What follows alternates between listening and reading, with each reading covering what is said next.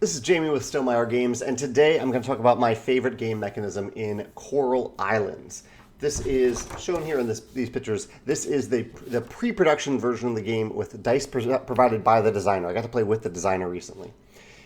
This is a competitive game, but all players are collectively building this one centerpiece, this one big massive coral in the middle of the board. This represents coral using these dice, with the basic dice placement rule on your turn being that you are placing a die that is a higher value than another die that's directly below it.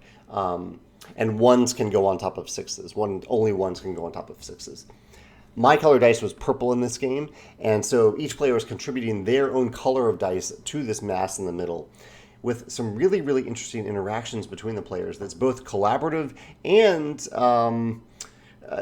there's some passive player interaction happening here that ends up directly impacting other players. So basically in the game, you have these goals out on the middle of the table that are worth varying amounts of points. So these are worth 2 points, these are worth 1 point over here.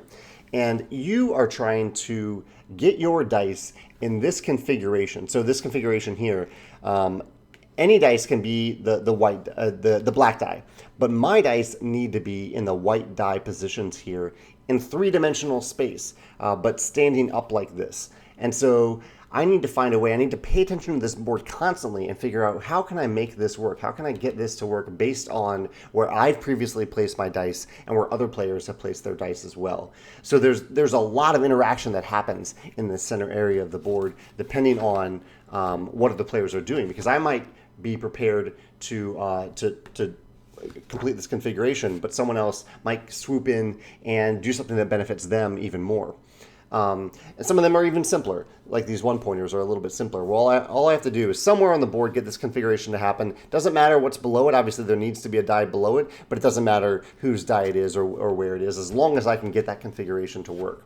So I just really, really loved this spatial interaction in Coral Islands. The designer could have said, okay, each player is going to make their own Coral Island here off to the side. Each player will have their own little island. But I think the game is so much better and more interactive and more interesting because it happens in the middle of the board, where you can both help and hurt other players throughout the game, usually unintentionally. I wasn't actively trying to hurt anyone in my game. I was just trying to accomplish my goals to the best of my ability.